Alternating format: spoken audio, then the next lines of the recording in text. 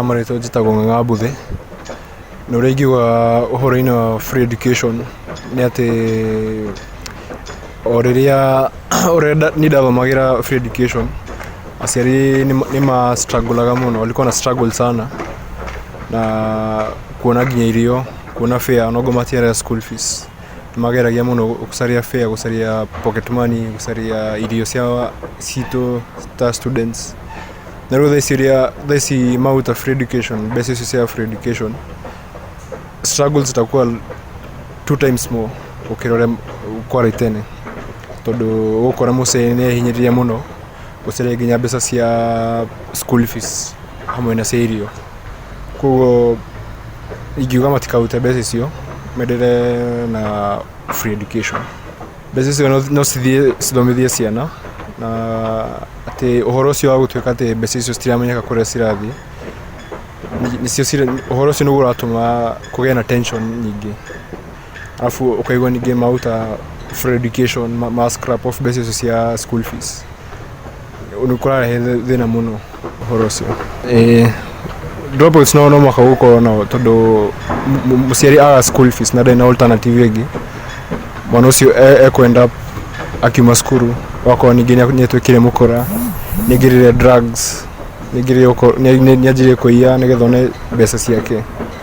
Koguo dropouts no mũhaka gũkorwo nao. Bursary nĩ wega cigatwaragwo school direct, handũ ha gũtinda magĩũka gwĩtana na marĩtwa bara-inĩ kana ofici-inĩ, cigatwarwo school direct nĩgetha students arĩa matarĩ na mbeca cia school fees kana cia irio kana cia pocket money, arimũ nĩo mekũmenya ũrĩa mekũgana mbeca icio. Concerning education tumekuwa na issues mob na zimekuwa rising. Unapata kama mimi ni student wa university na hiyo funding model pia imekuwa shida. Unapata kuna a lot of discrimination kulingana na vile wana categorize watu, wanasema kama wewe ni rich unafaa kwa kidogo, but the method they use ya kudetermine nani rich na nani poor pia eleweki kabisa, na unapata kuna a lot of discrimination. So concerning free primary and secondary education, tunashangaa kusikia wakisema ati it is not feasible, it is not sustainable. Tunashangaa wanataka tufanye aje?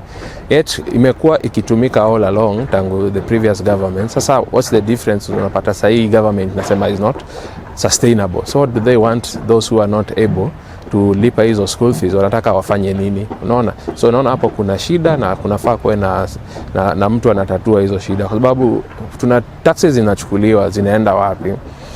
Na unapata kuhusu, mimi ningesema hizi bursary zinapeanwa, mtu anaweza kuwa na 50 million anasema anapeana in bursaries, but then unapata watu wanapewa ni watu wamekuwa registered na maybe ni supporters wao. But kama zingekuwa zinachukuliwa zinaweka kwa kiti ya funding ya county for example, kuna shule za county zenye na tunajua shule za county zingekuwa zinapelekwa direct to the schools, na kwa hiyo shule ndio mna determine sasa nani anapewa nani apewi, kwa sababu hivyo ndio inakaa ni kaitawaka. Because this other one inakuwa a bit inakuwa further, unajua hujui nani anapewa na hujui kwa nini anapewa.